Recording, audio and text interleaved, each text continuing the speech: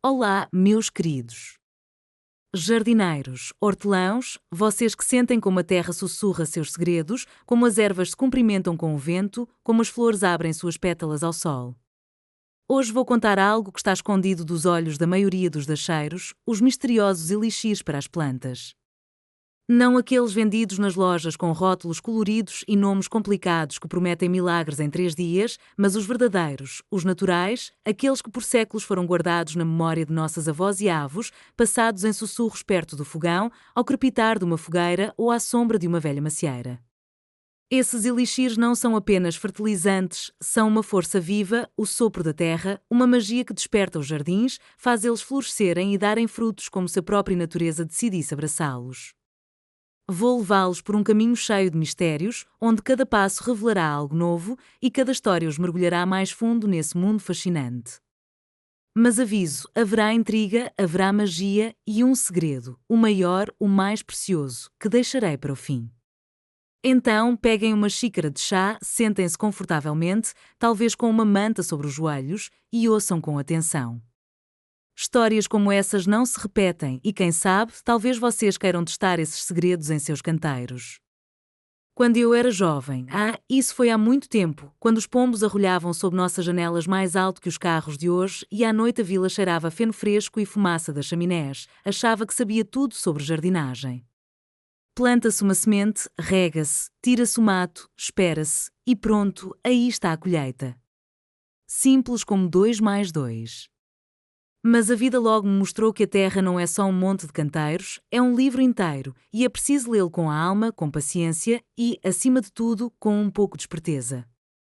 Na nossa vila morava uma velhinha, pequena, magra, com mãos como se fossem esculpidas em carvalho velho e olhos como lagos da floresta, profundos e sábios. Sua horta era um milagre, um verdadeiro milagre. Os tomates ficavam vermelhos como as bochechas de uma moça, os pepinos estalavam tanto que dava água na boca só de chegar perto do canteiro, e as rosas floresciam até às primeiras geadas, como se não quisessem se despedir do verão. Eu ia até ela, espiava por cima da cerca baixinha, perguntava: "Como você faz?" Minha horta murcha, as cenouras são finas como linhas, as batatas pequenas como ervilhas, e a sua é um paraíso? Ela só sorria, balançava a cabeça como se soubesse algo que eu ainda não estava pronta para entender e dizia: "A terra sabe do que precisa, só dê a ela a bebida certa." E ia embora, arrastando suas velhas chinelas, me deixando cheia de perguntas. Bebida? Que bebida? Água, será? Porque água eu jogava com vontade, mas não adiantava muito. Mas os anos passaram, mexi na terra, tentei, aprendi com meus erros, caí e levantei, como todos nós na vida, e aos poucos comecei a encontrar respostas. Essas bebidas são elixires dos quais ninguém fala alto, que não são engarrafados em fábricas, mas que fazem maravilhas. E hoje vou revelar os segredos deles, um por um, como quem arranca pétalas de uma margarida adivinhando o amor. A primeira coisa que vocês precisam entender, meus queridos, é que tudo o que suas plantas precisam já está ao seu redor. Não em embalagens plásticas cheias de químicos, mas nas ervas sob seus pés, nos restos da cozinha, na chuva que bate no telhado, no vento que assobia entre os galhos. Vamos começar com algo simples, mas misterioso: a urtiga. Sim, essa mesma que queima como gato bravo e cresce onde ninguém a chama, ao longo das cercas, perto dos galpões, em cantos esquecidos. Num verão, o calor era tão forte que até as galinhas se escondiam na sombra e o ar tremia sobre os canteiros. Notei que meus pepinos estavam amarelando. As folhas moles, as trepadeiras finas, dava pena olhar, como se tivessem desistido de lutar. Já estava pronta para correr à loja comprar algum salvador em saquinho, mas lembrei que aquela velhinha murmurou uma vez, quase em segredo: "A urtiga puxa qualquer coisa para cima." Resolvi tentar, o que eu tinha a perder?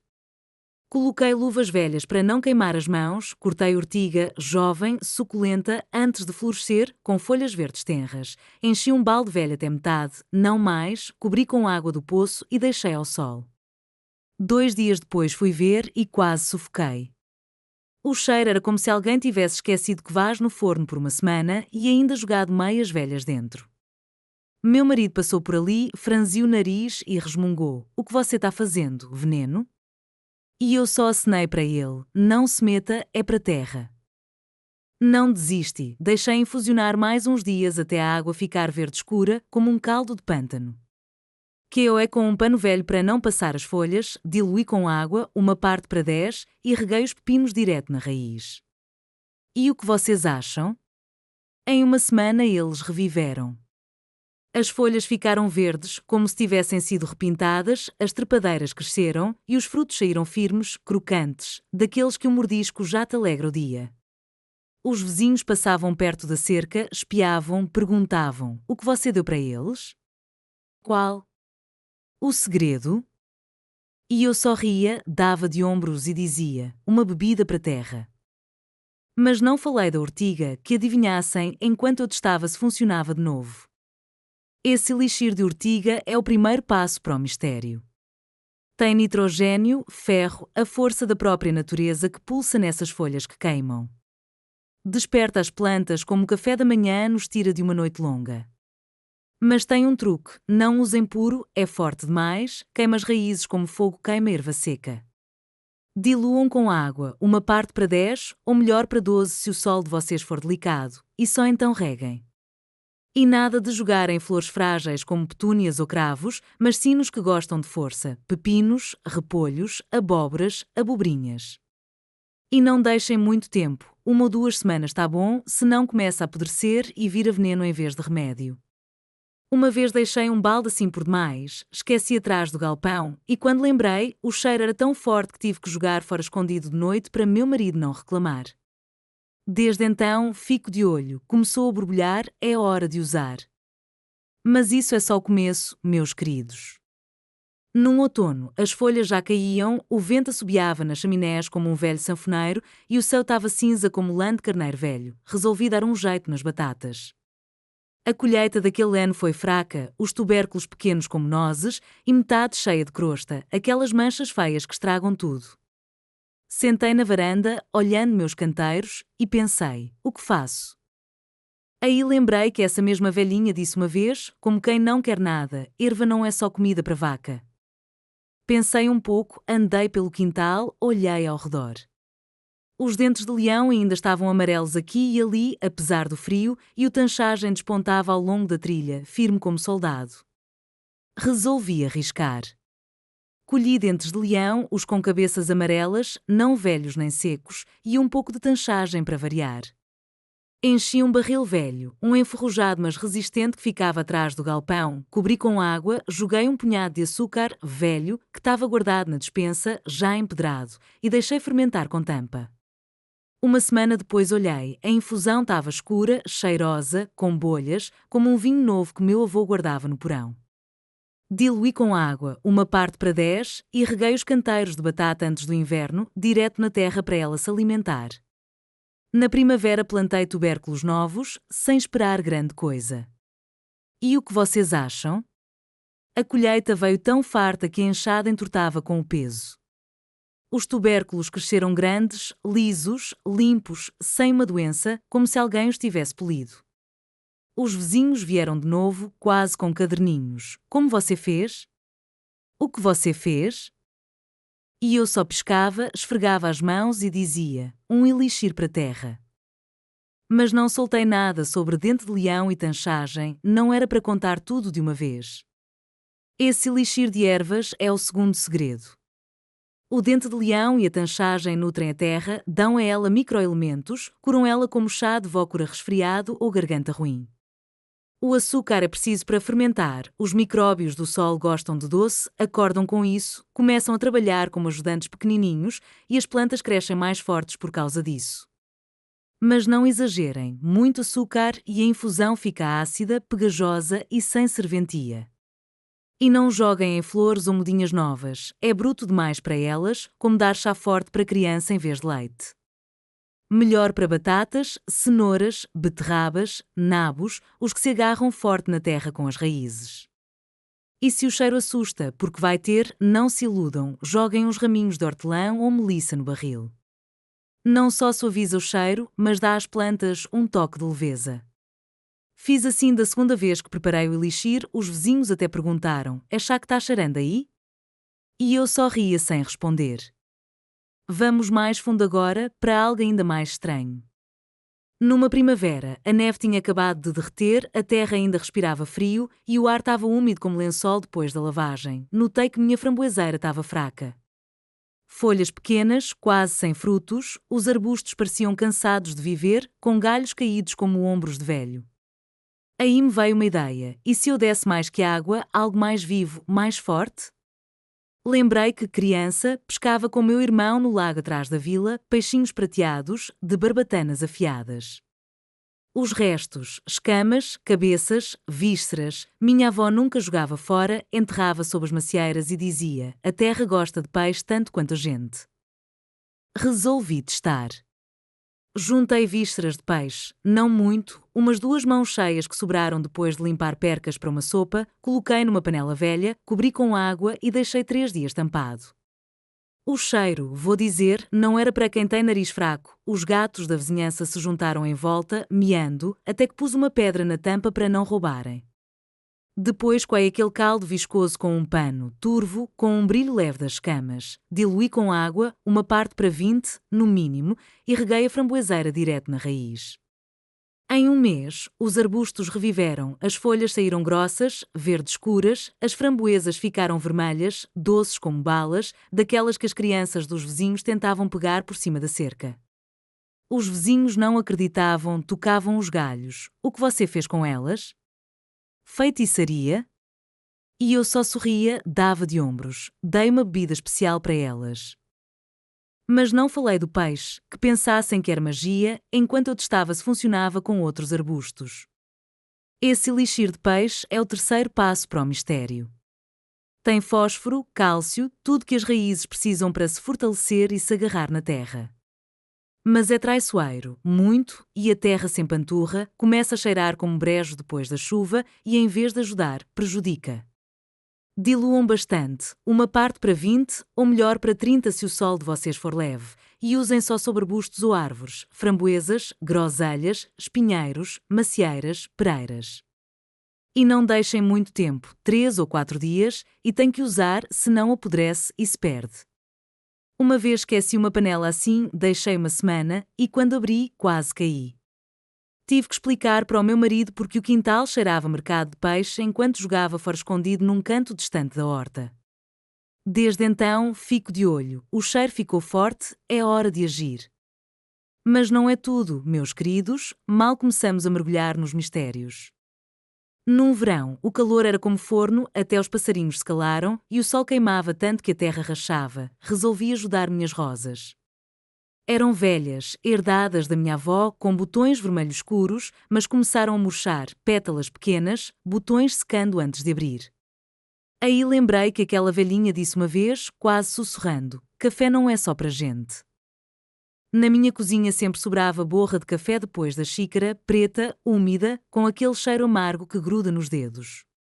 Normalmente jogava no lixo ou no compost, mas dessa vez resolvi tentar diferente. Juntei a borra por uma semana. Cada vez que tomava um café, guardava num pote para não desperdiçar. Misturei com água, um copo por balde, joguei uma colher de mel para dar vida, mexi e reguei as rosas na raiz. Em 2 semanas elas reviveram, os botões abriram, as pétalas ficaram aveludadas e o cheiro, tão doce e profundo que até as abelhas zumbiam mais alto que o normal. Os vizinhos passavam perto da cerca, cheiravam o ar, perguntavam: são suas rosas que estão cheirando assim? Com o que você está alimentando elas? E eu só sentia, sorria, um elixir para flores. Mas não falei do café, que adivinhassem, enquanto eu testava se funcionava com outras flores. Esse elixir de café é o quarto segredo. A borra tem nitrogênio, potássio, ácido que a terra ama, como a gente ama bolo com geleia. O mel acorda ela, deixa ela viva, dá aquele doce que anima as raízes. Mas não usem com legumes, eles não gostam, é fino demais para a força bruta deles. Já rosas, hortênsias, peonias, até lírios, ficam loucos por ele, florescem como se quisessem nos surpreender. E não joguem a borra seca direto na terra, ela azeda, endurece e faz mal, como pão esquecido que mofa. Só na água, só fresca, senão não tem magia. Uma vez tentei espalhar a borra seca sob um arbusto, achei que ia economizar tempo, e passei 6 meses tirando uma crosta preta que sufocava as raízes. Desde então, só infusão, só com mel e o resultado está na cara. Vamos agora para algo bem misterioso, que até eu me espantei. No inverno, o frio estalava lá fora, as janelas ficavam cobertas de desenhos como renda e eu estava sentada perto do fogão, me aquecendo as mãos e pensando no jardim. Me veio uma ideia: e se um elixir pudesse ser feito com o que parece lixo? Lembrei que minha avó sempre juntava cascas de ovo, brancas, quebradiças, que estalam sob os dedos quando você quebra. Ela secava no parapeito, amassava num pilão e jogava sobre as plantas, dizendo: os ossos da terra também precisam. Resolvi testar. Juntei cascas de uma dúzia de ovos. Depois de fazer um bolo com ovos, sobraram montes. Amassei num pilão até virar um pó fino, coloquei num jarro velho, cobri com água e joguei uma gota de vinagre, só um tiquinho, para dissolver. Deixei descansar um dia com tampa, depois coei com uma peneira, a água ficou turva, com um leve brilho, e reguei sobre as macieiras que há 2 anos não davam frutos, só soltavam folhas e faziam sombra. Na primavera elas floriram, como uma nuvem branca, como na juventude delas, e no outono deram maçãs, grandes, suculentas, com um toque azedo, daquelas que as crianças dos vizinhos escalavam a cerca para roubar até eu oferecer para elas. Os vizinhos vieram de novo, quase se curvando. Como? De onde vieram essas frutas? E eu só sorria, esfregava as mãos, a terra tomou sua bebida. Mas não falei das cascas, era meu pequeno feitiço, meu segredo pessoal. Esse elixir de cascas é o quinto passo para o mistério. Tem cálcio, que as raízes amam como a gente ama pão quente com manteiga. O vinagre ajuda a dissolver na água para que as plantas peguem essa força. Mas não exagerem, 1 ou 2 gotas por litro e chega, senão o cheiro fica forte como o ácido de vinagre e as raízes rejeitam. Usem sob árvores, arbustos, até morangos ou frutinhas e a terra vai reviver, ficar mais firme como o osso depois de um bom caldo. Mas não deixem muito tempo, 1 ou 2 dias, e já para usar, senão começa a fermentar e perde o poder. Uma vez deixei uma infusão assim uma semana, achei que ia ficar mais forte e ela fez espuma com um cheiro que meu marido resmungou. Você está fazendo vinagre? Tive que jogar fora, mas aprendi a lição. Vamos mais fundo ainda, para algo que eu mesma custei a acreditar no começo. Num verão, o sol queimava, a grama secou como palha e o ar estava pesado como antes de uma tempestade. Resolvi salvar meus tomates. Eles cresciam bem no início, mas de repente começaram a murchar, as folhas se enrolavam, os frutos rachavam, como se alguém os tivesse amaldiçoado. Aí lembrei que aquela velhinha disse uma vez, olhando para o céu: fermento gosta da terra tanto quanto da massa. Fermento? Fiquei surpresa, mas resolvi tentar. Peguei restos de fermento, velho, seco, que estava num pacotinho desde o ano passado. Dissolvi em água morna, joguei uma colher de açúcar para acordar e misturei num balde com uma infusão de ervas, aquela de dente de leão e tanchagem que eu já tinha feito. Deixei um dia ao sol até começar a borbulhar como cerveja. Diluí com água, 1 parte para 10, e reguei os tomates. Em 3 dias eles reviveram, as folhas se abriram, os frutos se encheram, as rachaduras fecharam e o sabor ficou tão incrível que eu não acreditava, doce, com um toque azedo, como na infância. Os vizinhos provaram, balançaram a cabeça. É uma variedade nova? E eu só ria, não, um elixir velho. Mas não falei do fermento, que pensassem que era milagre. Esse elixir de fermento é o sexto segredo. O fermento acorda a terra, dá vida a ela, como a massa ganha vida para o pão. Ele trabalha com as ervas, dá mais força, deixa a infusão viva como um sopro. Mas não usem puro, é forte demais, as raízes não aguentam. E nada de jogar em flores, só em legumes, tomates, pimentões, berinjelas.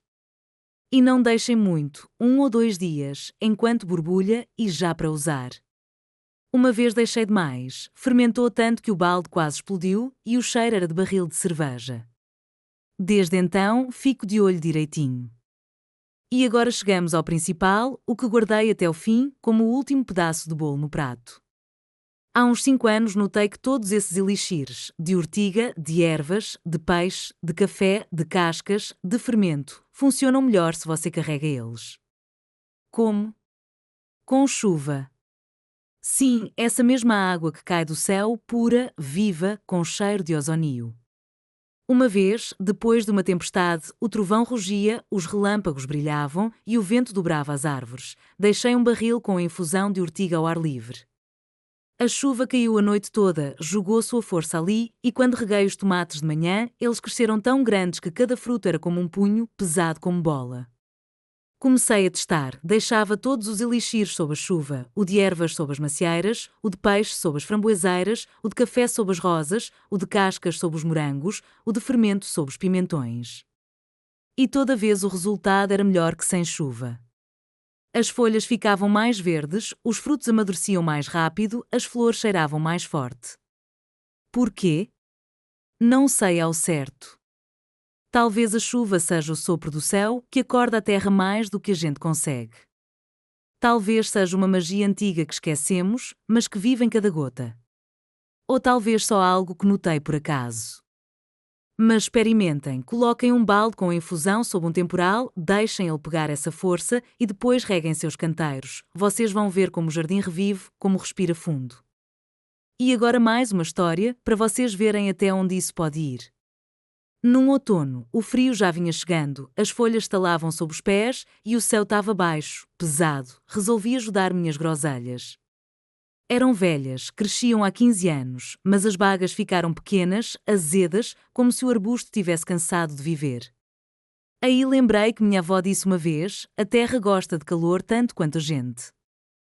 Resolvi fazer um elixir quente.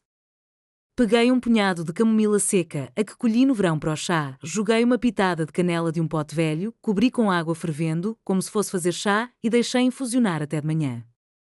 Depois esfriou, misturei com uma infusão de urtiga, uma que já tinha fermentado, e reguei as groselhas.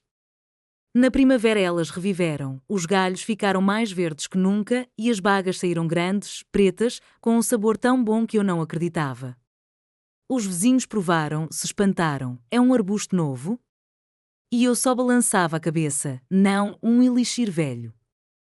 Mas não falei da camomila nem da canela, era meu pequeno segredo. Esse elixir quente é o 7º segredo. A camomila cura a terra, a canela dá calor e com a ortiga elas acordam as raízes como um chá quente nos anima numa noite de inverno. Mas não joguem quente, esfriem, senão as raízes cozinham. E nada de usarem legumes, só em arbustos ou árvores. E não façam muito, uma vez por temporada, para a terra não se acostumar. Tentei 2 vezes seguidas e as groselhas se ofenderam, deram menos bagas. Desde então, uma vez por ano, e chega. E é isso tudo, meus queridos. Os elixires misteriosos não são contos, são verdades escondidas na ortiga, no dente de leão, nos restos de peixe, na borra de café, nas cascas de ovo, no fermento, na camomila com canela. Deem a eles água, um pouco de fermentação, um toque de magia e a carga da chuva, e seu jardim vai florescer como nos seus sonhos, dar frutos como nos melhores anos. E se os vizinhos perguntarem como você tem essas rosas, esses tomates ou essas groselhas, só pisquem e digam: a terra sabe o que beber. Deixem eles adivinharem até o próximo verão, enquanto vocês testam esses segredos nos seus canteiros. Eu vou colocar a chaleira, a noite é longa e ainda tenho mais mistérios. Talvez na próxima eu conte como a casca de cebola salvou meus tulipas. Mas essa é outra história.